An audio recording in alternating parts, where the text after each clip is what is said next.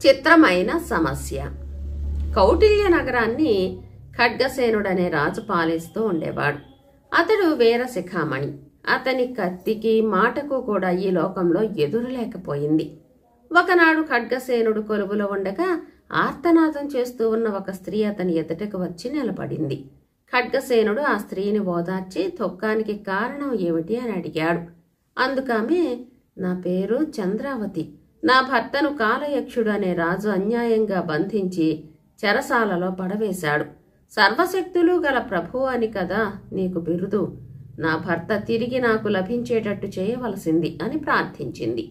కాలయక్షుడు అనేవాడు ఒకడు ఉన్నట్టే నేను ఎన్నడూ వినలేదే అన్నాడు ఖడ్గసేనుడు. అప్పుడు ఆ స్త్రీ విలపిస్తూనే, మహారాజా, మీరు కాలయక్షుడి పేరే వినలేదనడం ఆశ్చర్యంగా ఉంది.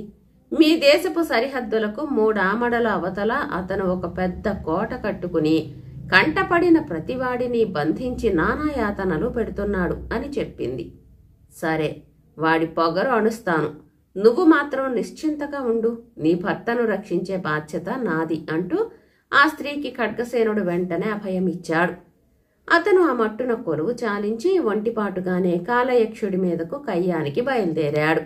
అడవులు, కొండలు, నదులు దాటి ఖడ్గసేనుడు కొన్నాళ్లకల్లా కాలయక్షుడి కోట సమీపానికి చేరుకున్నాడు. సైన్యం అది ఏమీ లేకుండా స్వయంగానే కాలయక్షుడిని ఓడించాలని ఖడ్గసేనుడి పట్టుదల. కోట సమీపించాడు. ద్వారాలు బంధింపబడి ఉన్నాయి. ద్వారాలను 3 సార్లు గట్టిగా తన్ని, ఈ కోటకు రాజైన వాడెవడో బయటకు రావచ్చు. ఖడ్గసేనుడు బాహాబాహి యుద్ధానికి పిలుస్తున్నాడు అన్నాడు. వెంటనే కోట తలుపులు తెరుచుకున్నాయి. వికృతాకారుడొకడు పొట్ట చెక్కలయ్యేలాగా నవ్వుతూ, ఓహో, నువ్వా ఖడ్గసేనుడివి? అయితే నేనే కాలయక్షుణ్ణి. నాతో బాహాబాహి యుద్ధానికి వచ్చావా అన్నాడు. కాలయక్షుడి ప్రవర్తన, అతడు మాట్లాడే తేలిక మాటలు ఖడ్గసేనుడికి విపరీతమైన కోపాన్ని తెప్పించినాయి. వెంటనే వరలోని కత్తి దూసి అతని పైకి దూకాడు. కాలయక్షుడు మళ్లీ నవ్వాడు. ఖడ్గసేన, నీ కత్తి నీ స్వాధీనంలో ఉందనుకుంటున్నావేమో. నా కోటకు చుట్టూ ఆమడ దూరంలో నా అనుమతి లేనిదే గాలి కూడా కదలదు సుమా అన్నాడు. ఖడ్గసేనుడు మండిపడి కత్తి ఎత్తబోయాడు. కాని అతని చెయ్యి అంగుళం ఎత్తు కూడా లేవలేదు. కత్తి అలా చేతిలో వేలాడుతూ ఉండిపోయింది. నువ్వు ఎందుకు వచ్చావో నాకు తెలుసు అన్నాడు కాలయక్షుడు నవ్వుతూ. నీ శరణు వేడిన ఆ స్త్రీ భర్తను వదిలేస్తాను, కాని అతడికి బదులుగా నిన్ను బంధిస్తా, సరేనా అన్నాడు ఖడ్గసేనుణ్ణి సమీపిస్తూ. నివ్వెరపోయాడు రాజు.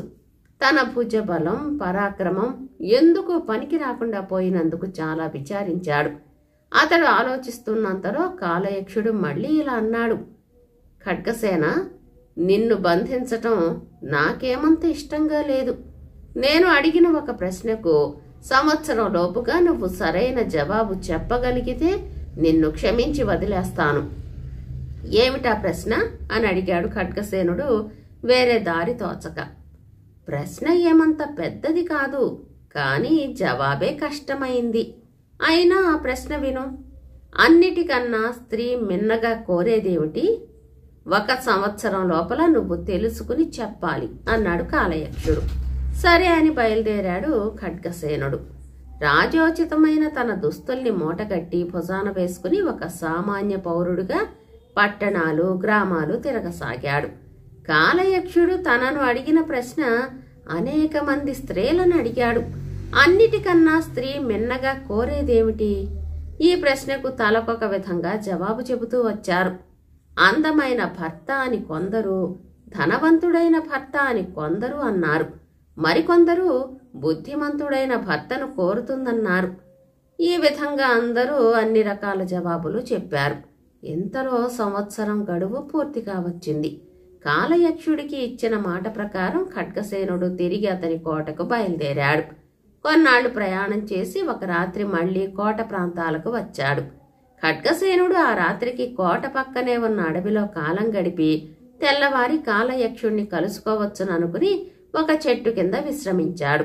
బాగా నడిరాత్రి అయ్యేసరికి దూరంలో చిన్న వెలుగు కనపడి స్త్రీ రోదనం వినపడింది.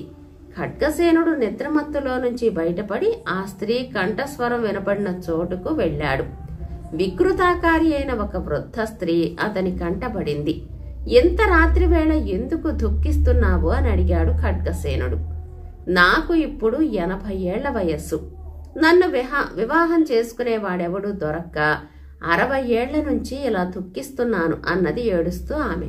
ఖడ్గసేనుడు ఈ మాటలు విని చాలా ఆశ్చర్యపడ్డాడు. ఎంత వికృతంగా ఉన్న వృద్ధురాలికి వివాహం మీద అంత కాంక్ష ఏమిటా అనుకున్నాడు. అతడి నోటి నుంచి మాట రావడమే కష్టమయ్యింది. అతడి ఆశ్చర్య కారణాన్ని గ్రహించిన ఆ వృద్ధ స్త్రీ ఇలా చెప్పసాగింది.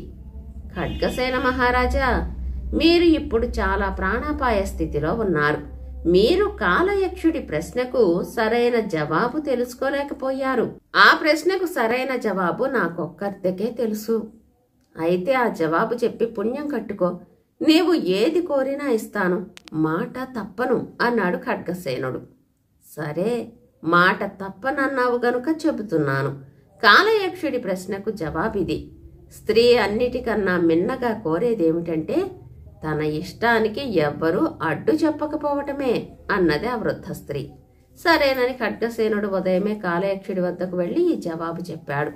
ఆ జవాబు వింటూనే అతను ఆశ్చర్యపడి ఖడ్గసేనుని తెలివితేటలను మెచ్చుకుని అతన్ని వదిలేశాడు. బ్రతుకు జీవుడు అనుకుంటూ ఖడ్గసేనుడు తిరుగా ఆ వికృత రూపి అయిన వృద్ధ స్త్రీ దగ్గరికి వచ్చి నీకేమి కావాలో కోరుకో అన్నాడు. వృద్ధ స్త్రీ నవ్వింది. తనకు కావలసిందేమిటో ఇప్పటికీ ఖడ్గసేనుడు గ్రహించలేకపోయినందుకు ఆమె ఎంతో ఆశ్చర్యపడింది. మహారాజా, నాకు మాట ఇచ్చారు. ఇదిగో నాకు కావలసిందేమిటో చెబుతున్నాను. 60 ఏళ్ల నుంచి నన్ను వివాహమాడేవాని కోసం ఎదురు చూస్తున్నాను. నేటికి మీరు కనిపించారు. నా పైన కరుణించారు. మీ ఆస్థానంలో ఏ వీరుడినైనా చూసి నాకు పెళ్లి చేసి చిరకాలం నుంచి ఉండి ఉన్న నా కోర్కె నెరవేర్చండి అన్నది. ఖడ్గసేనుడి నెత్తిన పిడుగుపడ్డట్టయింది. చూస్తూ చూస్తూ ఈ వృద్ధ కురూపిని తన ఆస్థానంలో ఏ యువక వీరుడు మాత్రం చేసుకోవటానికి ఇష్టపడతాడు? అయినా వాగ్దానం చెల్లించాలి కదా. ఆమెను వెంట పెట్టుకుని తిరిగి కౌటిల్య నగరానికి వచ్చాడు. చాలా కాలానికి మళ్లీ తిరిగి వచ్చిన మహారాజుకు రాజ్యంలో గొప్ప సన్మానం జరిగింది. కానీ ఖడ్గసేనుడికి మట్టుకు దిగులు పట్టుకుంది. అతను అన్నాహారాలు మాని రోజు రోజుకు కృశింపసాగాడు. ఎవరెన్ని విధాలు అడిగినా అసలు కారణం బయట పెట్టలేదు. చివరకు ఒకనాడు తన మేనల్లుడైన రూపధరుడికి విషయం వివరించాడు.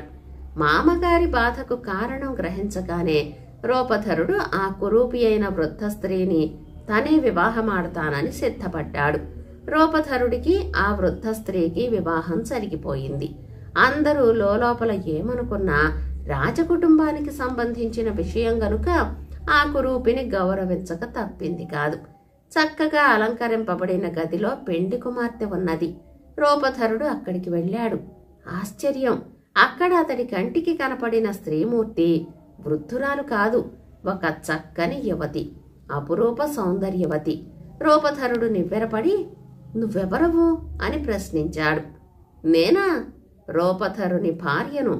కొంత శాపం విముక్తి చెందిన ఆ వృద్ధ స్త్రీని నేనే అని నిజం వెల్లడించింది.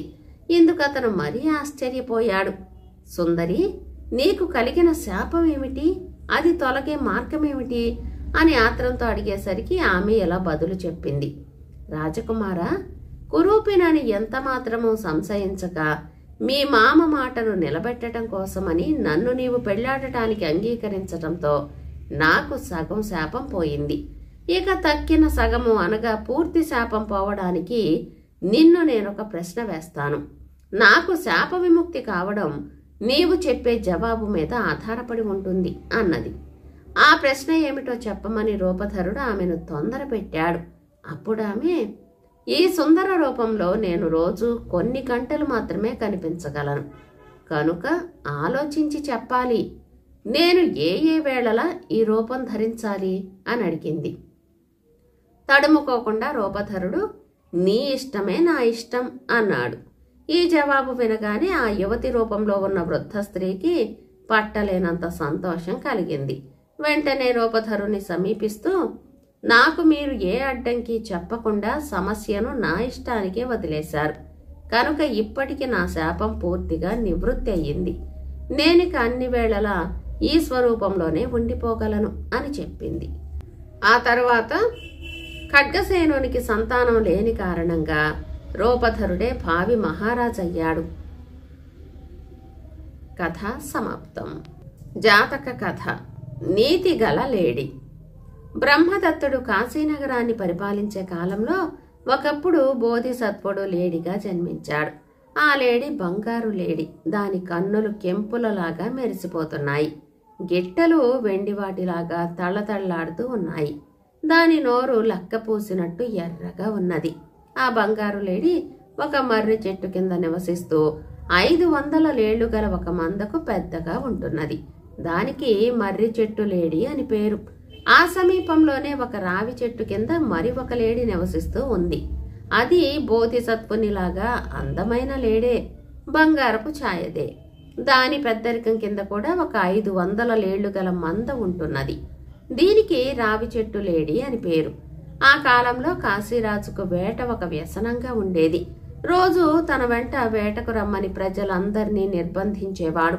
ఈ ఒత్తిడి సహించలేక ముఖ్యులు 10 మంది ఒక చోట కూడి ఇలా యోచించారు. ఈ రాజుకి పట్టిన వేట పిచ్చి వల్ల మన పనులన్నీ నాశనమవుతున్నాయి.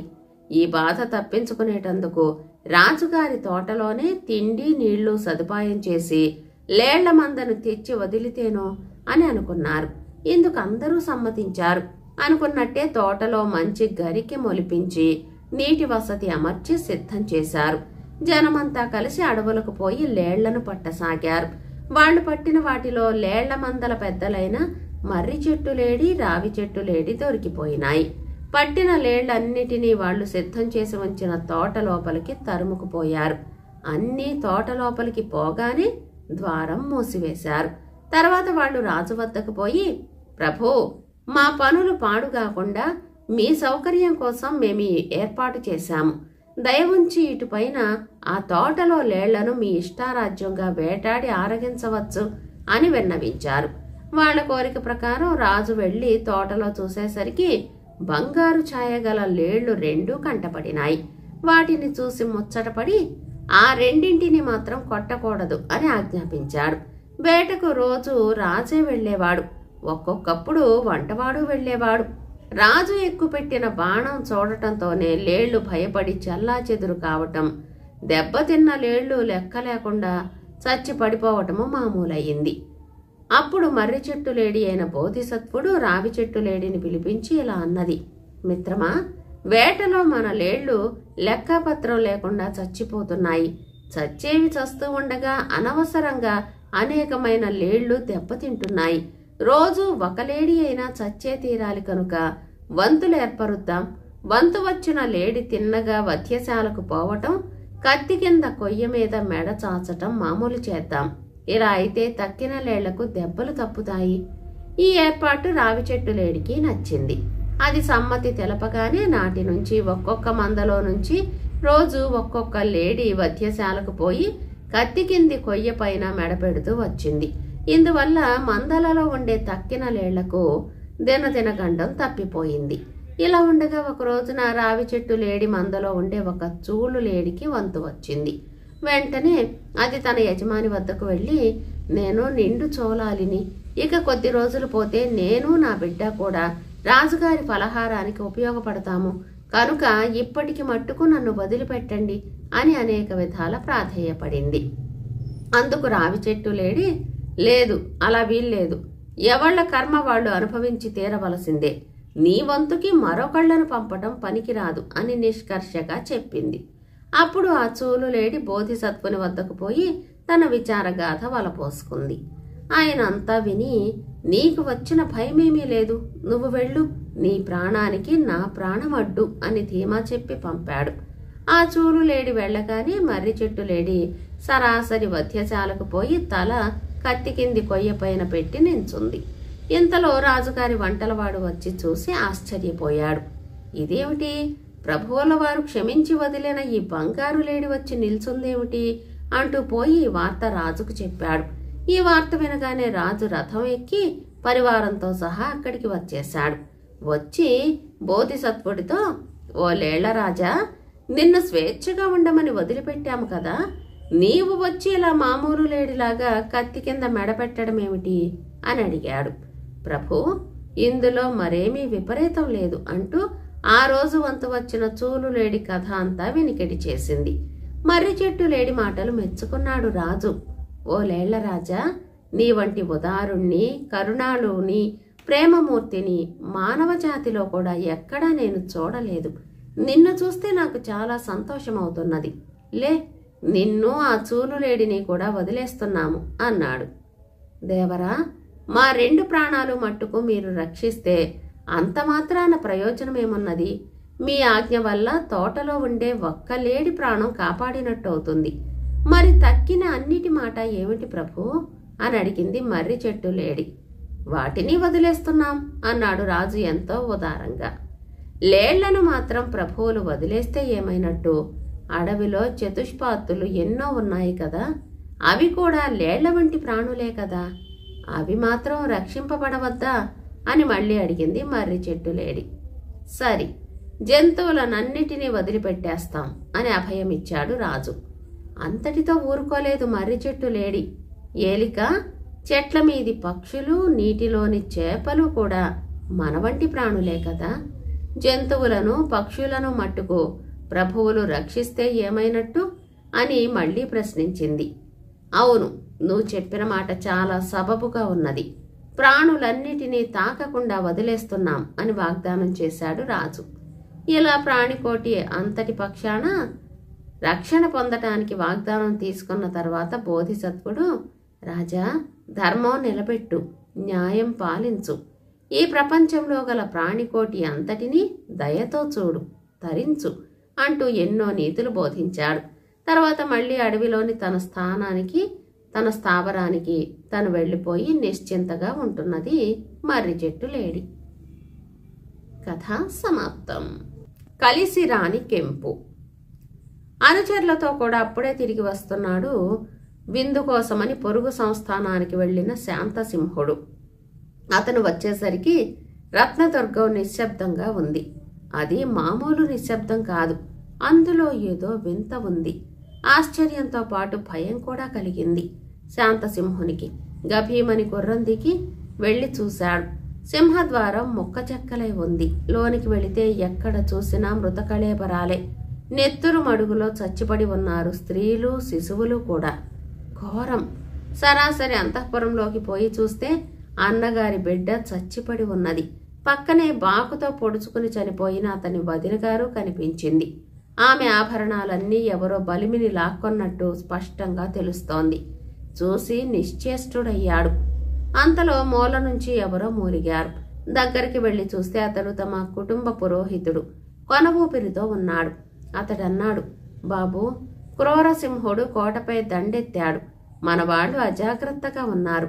పైగా ఎవరో ద్రోహులు శత్రువులకు మన గుట్టుమట్టులన్నీ చెప్పేశారు. అందుచేత మీ అన్న సులువుగా ఓడిపోయాడు. ఇక శత్రువుల దురంతాలకు హద్దు లేకపోయింది. స్త్రీలను, శిశువులను కూడా చిత్రవధ చేసి కోటంతా దోచుకున్నారు. మూలమూలలా వెతికి గాలించారు. ఏమైనా ఇదిగో, దేనికోసమైతే వారు దాడి చేశారో ఆ కెంపును మాత్రం కనిపెట్టలేకపోయారు. బ్రహ్మహత్యకు పాల్పడరు కదా, ఎంతటి దుర్మార్గులైనా. కనుక నేనైనా బతికి ఉంటాననే ఆశతో మీ వదిన చనిపోతూ దీనిని నాకు ఇచ్చిపోయింది అని అంటూ ఉండగానే పురోహితుని కన్నులు ఒక్కసారి మెరిసినాయి. అతడు యజమాని సొత్తు యజమానికి వప్పచెప్పి నిశ్చింతగా మరణించాడు. శాంతసింహుడు అపురూపమైన అటువంటి కెంపును మొలలో దోపుకుని బయటికి వచ్చేశాడు. లోకమంతా ఒక్కసారిగా చీకటిగా కనిపించింది. నా అనేవారు లేకుండా పోయారు. క్రూరసింహుడు అతడు ఎరగనివాడు కాడు. అతను పొరుగునే ఉన్న సింహదుర్గ సంస్థానానికి అధిపతి. బహుక్రూరుడు. రత్నదుర్గపు రాజులతో అతనికి వంశపారంపర్య వైరం ఉంది. పైగా రత్నదుర్గ రాజవంశానికి చెందిన ఆ అమూల్యమైన కెంపు మీద అతను ఎన్నాళ్ల నుంచో కన్ను వేసి ఉంచాడు. ఇంకేం, అతను చూసి దెబ్బతీశాడనుకున్నాడు శాంతసింహుడు. కోటంతా శ్మశానంలాగా ఉంది. ఆసరాకు ఒక్కడూ లేడు. శాంతసింహునికి ఒక్క క్షణం కూడా అక్కడ ఉండబుద్ధి పుట్టలేదు. అందుకని గుర్రమెక్కి అతను తన అనుచరులతో పాటు ఉత్తరానికి పయనమయ్యాడు. అయితే ఈ విషయం కనిపెట్టాడు ఒక ద్రోహి. లోగడ క్రూరసింహునికి కోట గుట్టు తెలిపిన వారిలో వీడు కూడా ఒకడు. వెంటనే కొండ మీద క్రూరసింహుడు దండు విడిసి ఉన్న చోటికి వెళ్ళాడు. వెళ్ళి రత్నదుర్గపు కెంపు ఎక్కడ ఉన్నదో ఆ రహస్యం నాకు తెలుసు, చెబితే నాకు ఏమిస్తారన్నాడు. 1000 బంగారు నాణేలన్నాడు క్రూరసింహుడు. బేరాలు జరిగినాయి. నించున్న పాటున 200 బంగారు నాణేలు ఇవ్వడానికి, రహస్యం వెల్లడించిన తర్వాత మిగిలిన మొత్తం ఇవ్వడానికి ఒప్పందం జరిగింది. వెంటనే మొలలో నుంచి బంగారు నాణేలు తీసి వానికి ఇచ్చాడు క్రూరసింహుడు. అప్పుడు ఆ ద్రోహి ఆ అమూల్యమైన కెంపు శాంతసింహుని చేతికి ఎలా వచ్చిందో చెప్పి అతడు వెళ్లిన దిక్కు కూడా చూపించాడు. అప్పుడు క్రూరసింహుడు, నువ్వు నాకు రహస్యం చెప్పినందుకు వాగ్దానం ప్రకారం 1000 బంగారు నాణేలు చెల్లించాను. నీవు నీ యజమానికి చేసిన ద్రోహానికి కూడా బహుమతి పొందవలసి ఉంది. ఇదిగో ఆ బహుమతి అంటూ చేతనున్న ఈటెతో అతన్ని చంపివేశాడు. ఆ ద్రోహి కళేబరం కాకులకు గద్దలకు వదిలి అతడు శాంతసింహుని వెంబడించాడు. కొంతసేపైన తర్వాత శాంతసింహునికి తననెవరో వెంబడిస్తున్నట్లు తెలిసి వచ్చింది. అనుచరులను హెచ్చరించి గుర్రాలను వాయువేగంతో పోనివ్వండన్నాడు. కానీ లాభం లేకపోయింది. శత్రువులు వెంటాడుతూనే ఉన్నారు. క్రూరసింహుడు సమీపించాడు. చావో రేవో తేల్చుకునే సమయం వచ్చేసింది. అనుచరులను దారి చూసుకోమని చెప్పి ఒక్కడే ముందుకు సాగాడు శాంతసింహుడు. తన వద్దనున్న కెంపు కోసమే దొంగలు వెంటాడుతున్న సంగతి అతనికి బాగా తెలుసు. ఇప్పుడు అతను ఒంటిగాడు. అతను ఎక్కి ఉన్న గుర్రం మెరుపు మెరిసినట్లు దౌడు తీస్తూ ఉంది. దాని వేగమే అతనికి శత్రువులకు మధ్య ఉండే దూరాన్ని ఎక్కువ చేసి అతని ప్రాణం రక్షిస్తోంది. కానీ శత్రువులు వెనక నుంచి వస్తూనే ఉన్నారు, వదలలేదు. సూర్యుడు అస్తమించాడు. శాంతసింహుడు ఎక్కిన గుర్రానికి, క్రూరసింహుడు ఎక్కి వస్తున్న నల్ల గుర్రానికి తీవ్రమైన పోటీ ఆరంభమయ్యింది. శాంతసింహుడు వెనక్కు తిరిగి చూశాడు.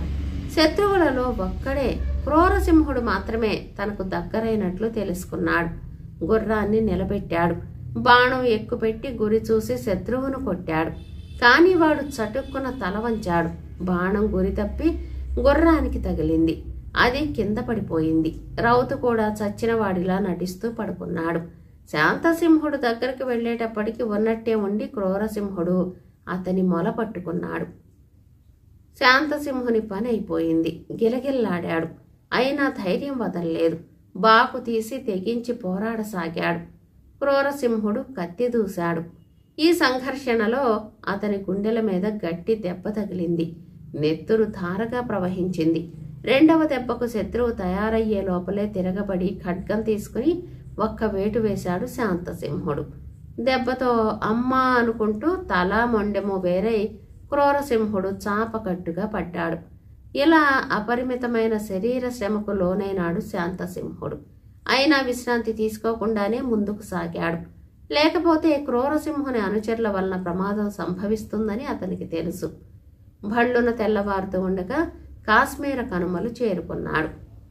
పక్కలనున్న ఫలవృక్షాలను, వృక్షాలపై గానం చేసే రకరకాల పక్షి జాతులను, పక్కనే ప్రవహించే సెలయేటి నీళ్లను చూసి అతని మనస్సుకు చల్లదనం చేకూరింది. బడలిక తీరింది. ఆ శిలామయ ప్రదేశం దాటి శాంతసింహుడు అందాలు చిందే ఒకనొక ఆరామం చేరుకుని అక్కడ ఒక చలువరాతి తిన్నె మీద గాఢ నిద్రలో మునిగిపోయాడు. అది ఆ ప్రదేశానికి అధిపతి అయిన ధ్యానసింహుని ఏకైక పుత్రిక సుమిత్ర విహరించే ఉద్యానవనం. ఆమె చెలికత్తెలతో విహారానికి వచ్చింది. ఆ ఏకాంత ప్రదేశంలో ఆమె ఎంతో స్వేచ్ఛగా మసులుకోసాగింది. అంతలోనే నిద్రపోతున్న శాంతసింహుడు కనిపించాడు. గిరుక్కున మరలిపోబోయింది సుమిత్ర. కానీ అతని సుందరాకారం చూచి పోవటానికి మనసొప్పింది కాదు. ఈ సందట్లో శాంతసింహునికి మెలకువ వచ్చేసింది. రాకుమారిని చూశాడు. దిగ్గున లేచి నిలబడి నమస్కరించాడు. రాకుమారి సుమిత్ర సిగ్గుతో అక్కడి నుంచి మరలిపోబోయింది. మరలిపోవటంలో ఆమె శాంతసింహుని హృదయాన్ని కూడా తీసుకుపోయింది. కానీ రాజపుత్రిని చేపట్టడం అనేది తలకు మించిన పని కదా. సంశయంలో పడ్డాడు. అయితే కెంపు తన వద్దనున్న సంగతి మెరుపులా స్ఫురించింది. వెంటనే కెంపు తీసుకుని ఆ రాకుమారి తండ్రి వద్దకు వెళ్ళి తాను ఫలానా అని తెలియచెప్పాడు. ఆ కెంపు లోక ప్రసిద్ధమైంది కావటం వల్ల ఆమె తండ్రి అతనిని వెంటనే గుర్తుపట్టి ఆదరించాడు. సుమిత్రకు శాంతసింహునికి అతి వైభవంగా వివాహం జరిగింది. ఆనాడు తన అన్నగారి కుటుంబాన్ని కూల్చిన ఆ కలిసిరాని కెంపు ఈనాడు శాంతసింహుణ్ణి ఒక ఇంటివానిగా చేసినటువంటి అమూల్య ఆభరణమయ్యింది. కథ సమాప్తం. ఆడకోతి. పూర్వం కాంచీపుర రాజ్యాన్ని కనకసేనుడనే రాజు పాలిస్తూ ఉండేవాడు. ఆయన చాలా విలాస పురుషుడు. దూరదేశాల నుంచి కూడా అనేక రకాల పూల మొక్కలు, వృక్షజాతులు తెచ్చి రాజభవనం వెనక చక్కని ఉద్యానవనం పెంచాడు. అందమైన ఆ ఉద్యానవనంలో అతి మనోహరమైన కొలను తవ్వించాడు. కొలను చుట్టూ పెద్ద పెద్ద చెట్లు, వాటిని అల్లుకుని రకరకాల పుష్పలతలు ఉన్నాయి. ఒకనాడు కాంచీపుర రాణి కొలనుకు స్నానానికని వెళ్ళింది. కొలనులో దిగుతూ తను ధరించిన నగలన్నీ దాసీ చేతికిచ్చింది. వాటిలో ఒక అమూల్యమైన రత్నాల హారం కూడా ఉంది. రాణి ఇచ్చిన నగలన్నిటినీ దాసి కొలను ఒడ్డున పెట్టి అక్కడ చేతికి అందిన చెట్ల నుంచి పూలు కోయసాగింది. ఇంతలో అక్కడ చెట్లపైన ఉండే ఒక ఆడకోతి హఠాత్తుగా కిందికి దూకి ఆ రత్నాల హారాన్ని అందిపుచ్చుకుని ఒక్క గంతులో మళ్లీ చెట్టు ఎక్కేసింది. హారాన్ని కోతి ఎత్తుకుపోవటం దాసి చూసింది. కాని ఏం చేయడానికి తోచక చూస్తూ ఉండిపోయింది. ఇంతలో రాణి కొలను నుంచి బయటికి వచ్చి దుస్తులు ధరించి నగలలో తన రత్నాల హారం కనపడకపోయేసరికి దాసీని అడిగింది.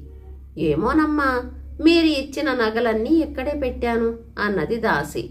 రాణి కోపగిస్తుందనే భయంతో రాణి వెళ్లి రాజుతో ఈ దొంగతనం సంగతి చెప్పింది. రాజు మంత్రిని పిలిపించి సూర్యాస్తమయం లోపల దొంగను పట్టి తీసుకురావాలని ఆజ్ఞాపించాడు. రాజాజ్ఞ ప్రకారం మంత్రి వెంటనే దండనాయకుడిని పిలిపించి జరిగిందంతా వివరించి సూర్యాస్తమయం లోపల రత్నాల హారంతో సహా దొంగను పట్టి ఒప్పగించకపోతే ఉద్యోగానికి తిలోదకాలేనని గట్టిగా చెప్పాడు.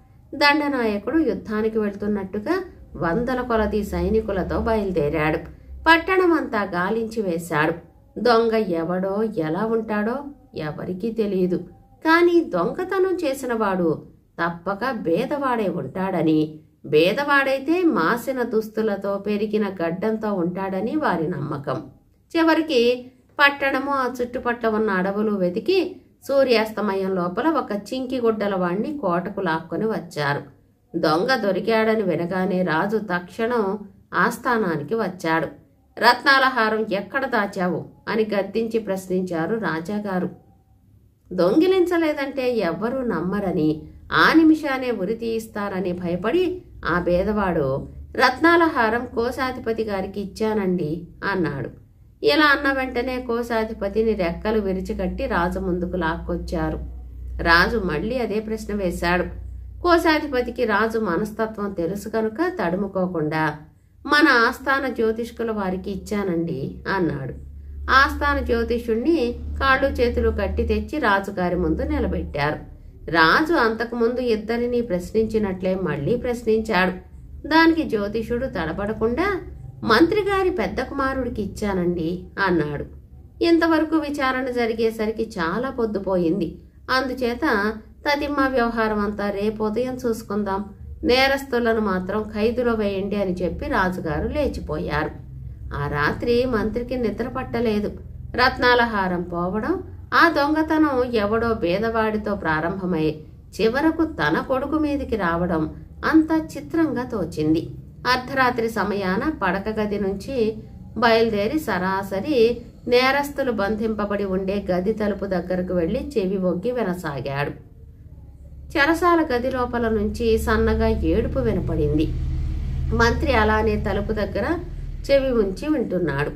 ఇంతలో ఆ ఏడుపు ఆగిపోయింది. అదే సమయాన బేదవాడి గొంతుకిలా అన్నది. కోశాధిపతి గారు, నన్ను క్షమించాలి.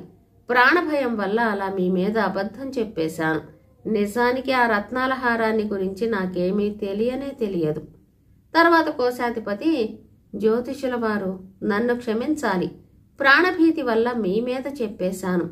జ్యోతిషులు గనక నిజం తెలుసుకోగలరు కదా అని ఇలా అనేశాను అన్నాడు. ఇక జ్యోతిషుడు ప్రారంభించాడు.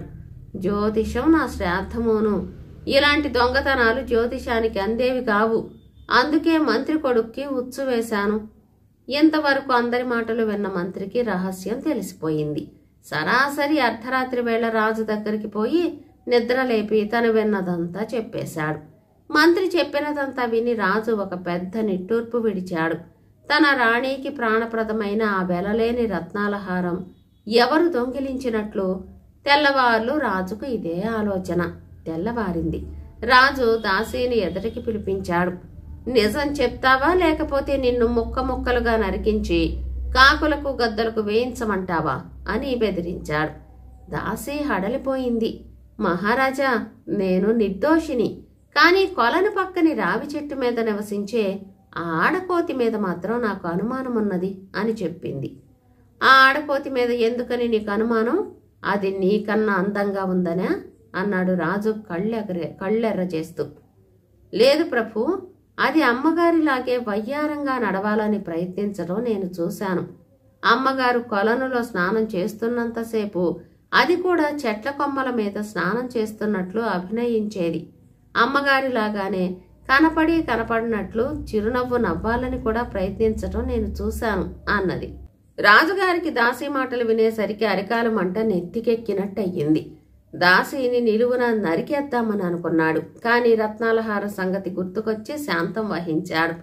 అయితే రత్నాలహారం ఆ ఆడపోతే దొంగిలించిందంటావా? బాగానే ఉంది. మరి ఆ హారాన్ని అది ఎక్కడ దాచిందో తెలుసుకోవటం ఎలా అన్నాడు రాజు. అదేమంత కష్టం కాదు ప్రభు అని మెల్లగా అంటూ ముసిముసి నవ్వులు నవ్వింది ఆ దాసి. ఎందుకని కష్టం కాదు అని అడిగాడు రాజు ఉగ్రుడై. తమరు భవనంలో ఉన్నప్పుడే కదా రాణిగారు ఆ రత్నాల హారాన్ని ధరిస్తారు అని ఎదురు ప్రశ్న వేసింది దాసి. కావచ్చు అన్నాడు రాజు కనుబొమ్మలు చిట్లిస్తూ. ప్రభు, తమకు నా మీద కోపం రావచ్చు కనుక అంత వివరంగా చెప్పలేను. కానీ ఆ ఆడకోతి రత్నాల హారాన్ని ఎక్కడ దాచిందో కనుక్కోవాలంటే మనం ఒక మగకోతిని తీసుకుని వస్తే వెంటనే తెలిసిపోతుంది అన్నది దాసి. దాసి మాటలలోని అంతరార్థం గ్రహించి రాజు చిరునవ్వు నవ్వుకున్నాడు. రాణిని ఆడకోతితోనూ తనను మగకోతితోనూ ఆమె పోల్చుతున్నదని గ్రహించాడు. కానీ ఎలా అయినా ముందు ఆ రత్నాల హారం రాబట్టుకోవాలి కదా. రాజు ఆజ్ఞాపించగా క్షణాల మీద ఒక మగకోతిని తెచ్చారు. రాజోచితంగా దానిని అలంకరించారు. ఆ మగకోతి వెనుక రాజు, మంత్రి మొదలైన వారు అందరూ సపరివారంగా ఉద్యానవనంలోకి వెళ్లారు. రావి చెట్టు మీద నివసిస్తున్న ఆడకోతి ఇదంతా చూసింది. ఒక్క గంతులో ఆ పక్కన ఉన్న చెట్టు తొర్రలో చొరబడి అక్కడ దాచి ఉంచిన రత్నాల హారం బయటికి తీసి మెడలో వేసుకున్నది. తర్వాత చెట్టు దిగి రాణిగారిలాగే వయ్యారంగా నడుస్తూ మగకోతి వైపు బయలుదేరింది. రాజభటులు ఆడకోతిని పట్టుకుని దాని మెడలోని రత్నాల హారం లాక్కున్నారు. అది కీచుకీచుమంటూ తిరిగి చెట్టు మీదకు పారిపోయింది. రత్నాల హారం రాణికి ఇచ్చి నిర్దోషులందర్నీ వదిలేశారు. అందరితో పాటు రాజు, దాసి తెలివిని మెచ్చుకున్నారు. కథ సమాప్తం.